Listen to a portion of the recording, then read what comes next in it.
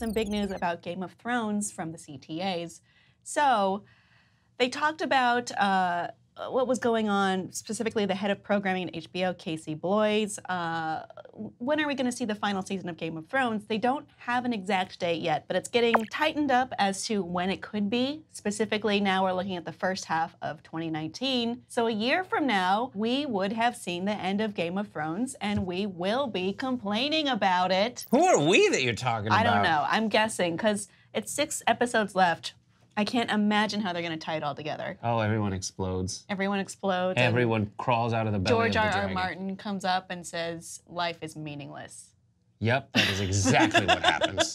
But yeah, I'm all about it. I get it. I never know how they're going to wrap up a season or a small arc within the season, so I'm pretty excited and confident in their ability to do whatever they're gonna do, and that if they do bungle it, since they have their eyes toward like other spin-offs, they will just do a new series of 1,000 years in the future, so every mistake they did makes sense. Well, I mean, it looks like right now they're not going that way with the spin-offs that are yet to come, but it's gonna take, I feel weird about the fact that, you know, you always complain about how long it takes to get a new season. The fact that this is happening in the first, when they're like, I'm gonna give you a time. Do you think they're going too fast, and do you think George R. R. Martin is going too slow?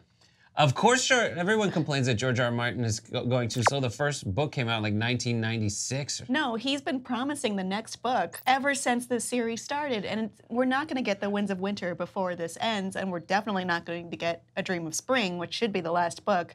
So I have to wonder if he's going to look and see what the reaction to this is and maybe alter his plans. Well, that's great, because in his written version, he's been able to see what mistakes he feels like he made or alterations he can do to play the what if game. What if this person did that? It seems like how he's been planning it with the showrunners. And so now he's letting the show return the favor. Now you tell me what I should do. Yeah, I think that's a good idea. The apprentice becomes the master? Hopefully. Yeah. So what do you think about like what your life's gonna be like after? You've lived so many years just thinking. I've lived before Game of Thrones and I'll live after it.